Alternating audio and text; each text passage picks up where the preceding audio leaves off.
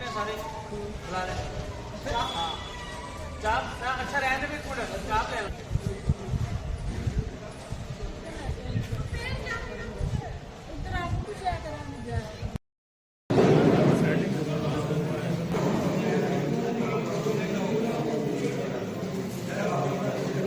गोल्डी गोल्डी आ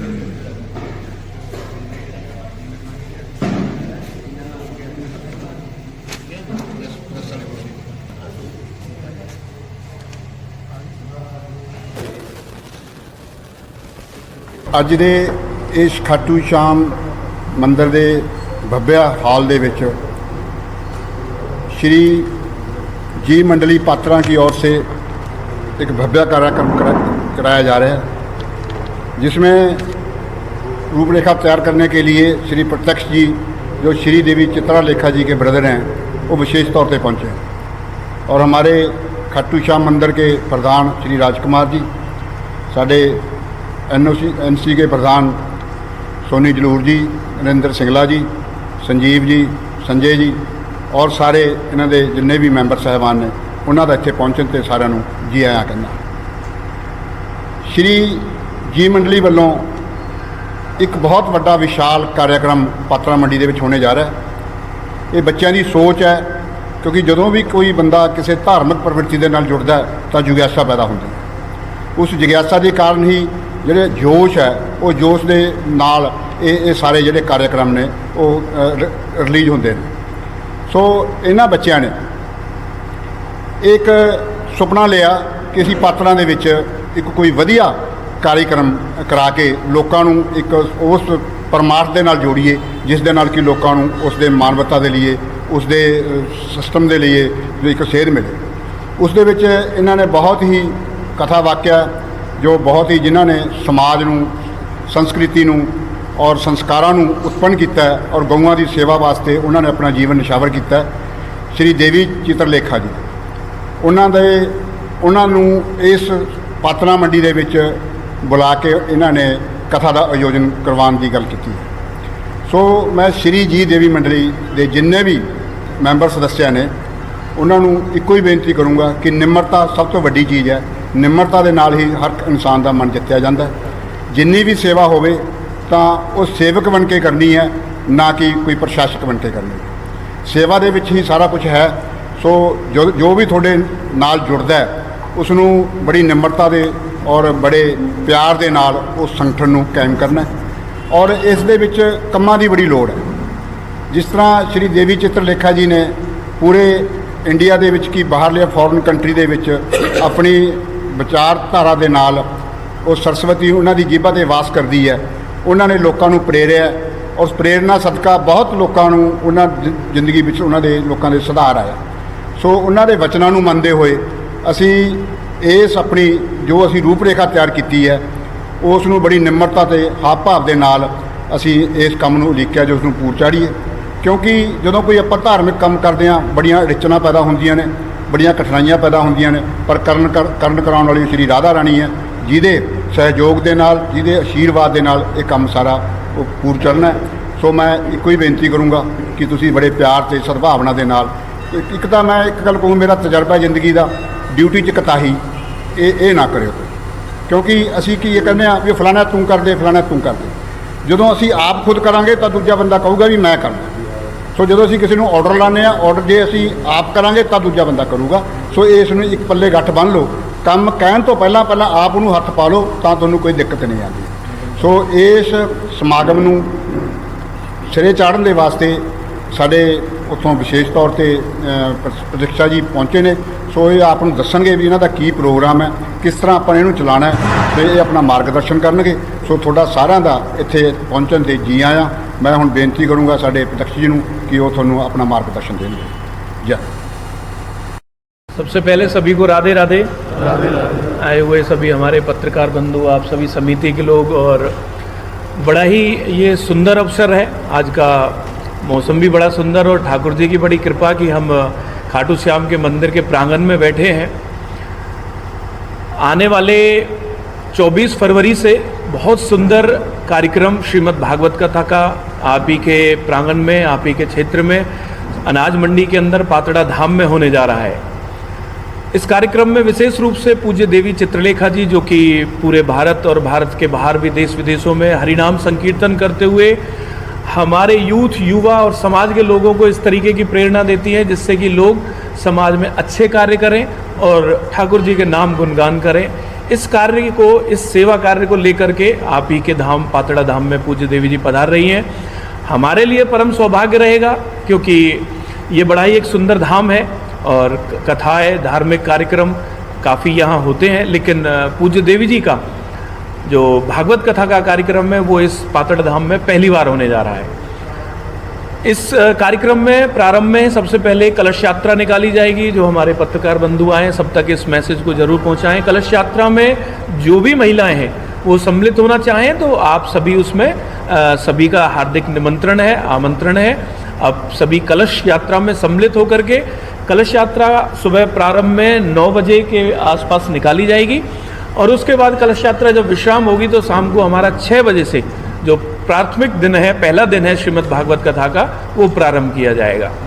प्रतिदिन हमारे आए हुए जो भी भक्त हैं जो कथा श्रवण करने आएंगे, सभी भक्तों के लिए प्रसाद की व्यवस्था है और कथा श्रवण करने के बाद सभी लोग दूर दूर से, दूर दराज से जो आ रहे हैं वो भोजन प्रसाद करके ही अपने घरों को प्रस्थान करेंगे। ऐसी हमारी समिति ने व्यवस्था की है आप सब लोगों के लिए।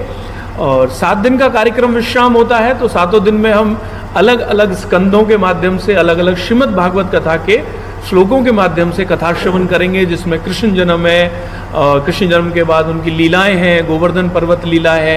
ये सारी जो भागवत कथा के अंदर अलग अलग स्कंदों के माध्यम से वो सारी कथाओं का श्रवण करेंगे। और कथा के विश्राम में 7वें दिन एक बड़ा भव्य भंडारा सभी भक्तों के लिए, सभी क्षेत्रवासियों के लिए हमारी समिति जो कि श्री जी मंडल सेवा समिति है, बड़े भाव श्रद्धा के साथ आप सब लोगों के जन कल्याण के लिए, यूथ, युवा, जो हमारे समाज के नए जो लोग हैं, नए जो बच्चे हैं, नया जो पीढ़ी है, उसके लिए कार्यक्रम विशेष रूप से रखा जा रहा है जिससे कि उनको संस्कार मिले, वो अपने प्राचीन धर्म से, अपने ग्रंथों से जुड़ें और अच्छे संस्कारों के लिए उद्देश्य को लेकर के ये कार्यक्रम हमारी श्री जी मंडली के द्वारा किया जा रहा है। उनके लिए पुनः पुनः बहुत बहुत आभार और निमंत्रण आप सभी का, जो भी यहाँ अभी आप सब लोग बैठे हैं प्लस जो हमारी मीडिया है उसके माध्यम से सभी लोगों का आह्वान करते हैं क्षेत्र के लिए और पातड़ धाम के लोगों के द्वारा ये कार्यक्रम किया जा रहा है। तो क्षेत्रवासी सभी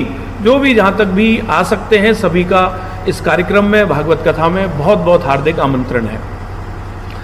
इसके अलावा पूज्य देवी चित्रलेखा जी के बारे में आप सभी जितना जानते हैं वो उसके अलावा मैं बता सकता हूँ। आप बड़ी ही छोटी उम्र से भागवत कथा करती हैं। पूज्य देवी जी 7 साल की उम्र से श्रीमद् भागवत कथा कर रही हैं और कथाओं के माध्यम से पूरे देश विदेशों में हरिनाम प्रचार, जन जागृति का कार्य कर रही हैं, महिलाओं के उत्थान के लिए कार्य कर रही हैं। साथ ही में एक बड़ा प्रकल्प उन्होंने लिया है पूरे ब्रज क्षेत्र में, जो भगवान श्री कृष्ण की परिधि है, जहाँ उन्होंने लीलाएं की थी, उनका जन्म हुआ था, वो पूरा 84 कोस जो ब्रज क्षेत्र है, वहाँ कोई भी गौ माता यदि बीमार होती है तो पूज्य देवी जी ने एक संकल्प लिया है, उस गौ माता का इलाज पूर्ण रूप से निःशुल्क किया जाएगा गौ सेवा धाम हॉस्पिटल के माध्यम से। और ये गौ सेवा धाम हॉस्पिटल पिछले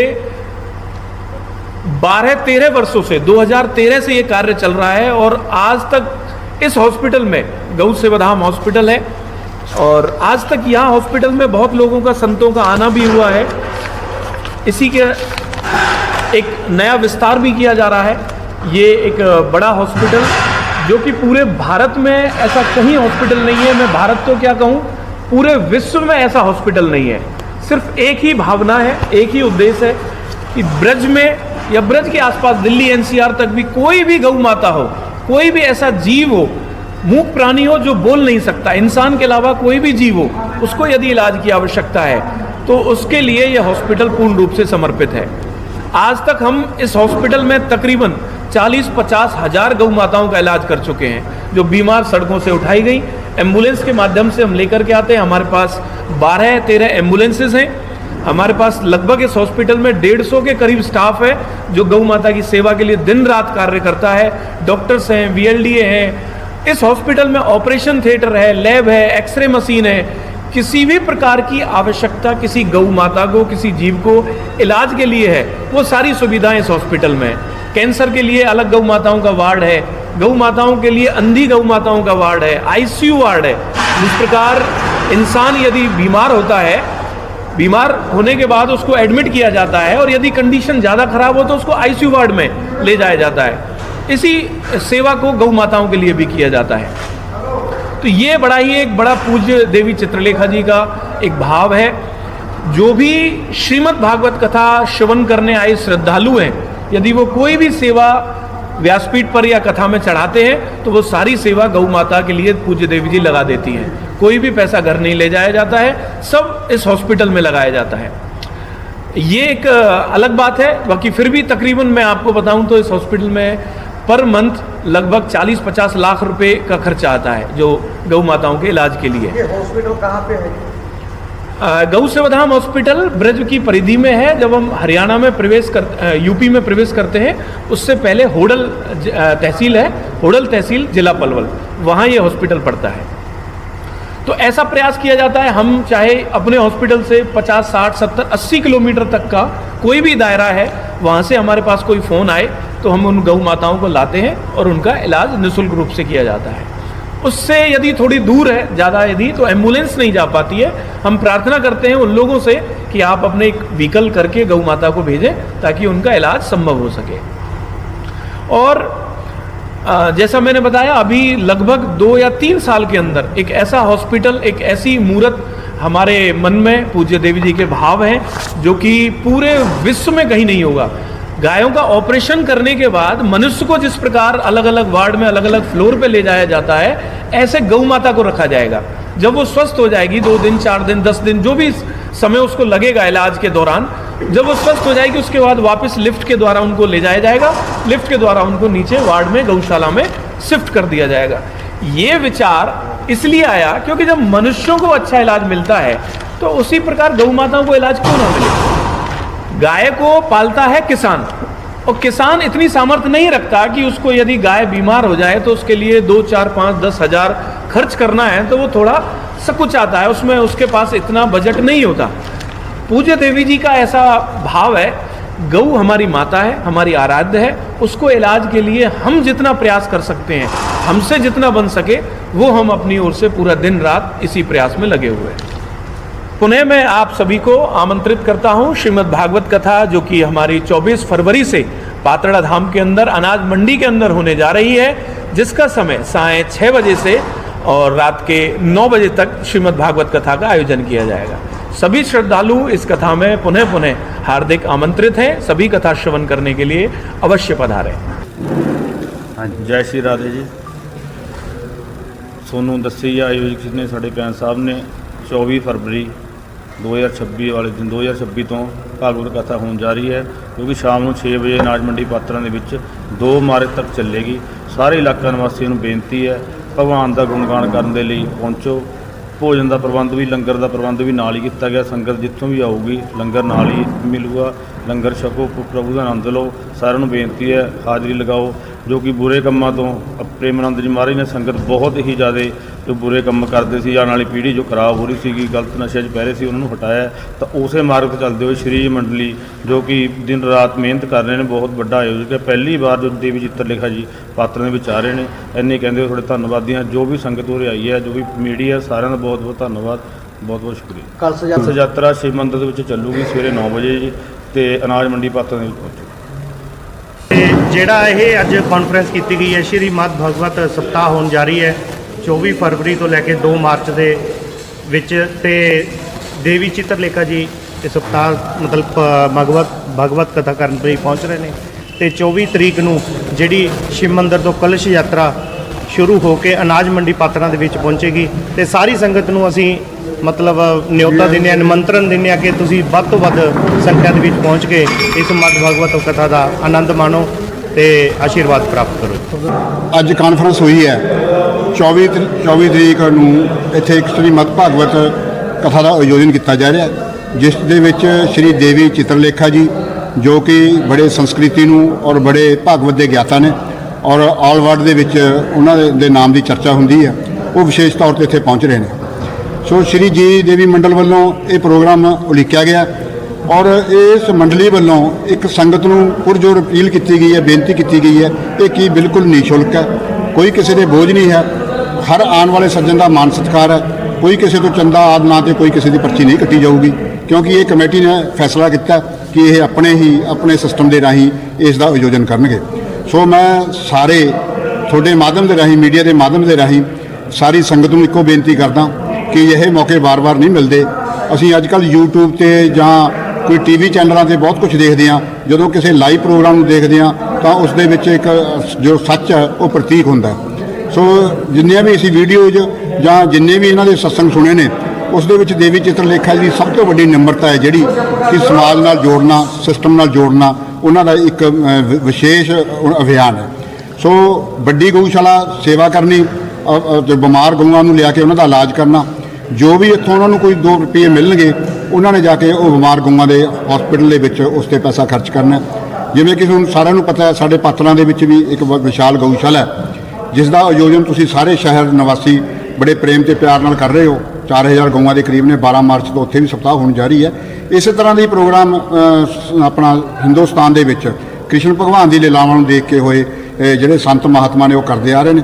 ਸੋ ਸਾਨੂੰ ਸਾਰਿਆਂ ਨੂੰ ਸਾਡੀ ਸੰਸਕ੍ਰਿਤੀ ਨੂੰ ਬਚਾਉਣ ਵਾਸਤੇ ਉਸ 'ਤੇ ਵਿਸ਼ੇਸ਼ ਧਿਆਨ ਦੇਣਾ ਚਾਹੀਦਾ ਔਰ ਜਿਹੜਾ ਇਹ ਆਯੋਜਨ ਹੋਣ ਜਾ ਰਿਹਾ ਇਸ ਦੇ ਵਿੱਚ ਵੱਧ ਤੋਂ ਵੱਧ ਲੋਕਾਂ ਨੂੰ ਸ਼ਮੂਲੀਅਤ ਕਰਕੇ ਮਾਰਗਦਰਸ਼ਨ ਕਰਕੇ ਆਪਣੇ ਜੀਵਨ ਨੂੰ ਸਫਲ ਬਣਾਉਣਾ ਚਾਹੀਦਾ ਹੈ। ਹਾਂਜੀ, ਰਾਜਕੁਮਾਰ ਜੀ ਜੋ ਸਾਡੇ ਖਾਟੂ ਸ਼ਾਮ ਮੰਦਿਰ ਦੇ ਪ੍ਰਧਾਨ ਨੇ ਔਰ ਜਿਨ੍ਹਾਂ ਨੇ ਬਹੁਤ ਖਾਸ ਸੇਵਾ ਦੇ ਨਾਲ ਉਸ ਭਵਯ ਮੰਦਿਰ ਦਾ ਨਿਰਮਾਣ ਕੀਤਾ, ਉਹਨਾਂ ਵੱਲੋਂ ਇਹ ਕਮੇਟੀ ਨੂੰ ਪੂਰਨ ਸਹਿਯੋਗ ਹੈ। ਜਿੱਥੇ ਵੀ ਉਹ ਕਮੇਟੀ ਉਹਨਾਂ ਦੀ ਕੋਈ ਡਿਊਟੀ ਲਾਊਗੀ ਉਸ ਡਿਊਟੀ ਨੂੰ ਸਾਰੀ ਕਮੇਟੀ ਸਿਰ ਮੱਥੇ ਪ੍ਰਵਾਨ ਕਰੂਗੀ ਤੇ ਆਪਣੇ ਸੇਵਾਵਾਂ ਦੇਣ ਲਈ ਵਚਨਬੱਧ ਹੋਊਗੀ। ਉਹ ਸ਼ਾਮ ਪਿਆਰੇ ਕੀ ਜੈ।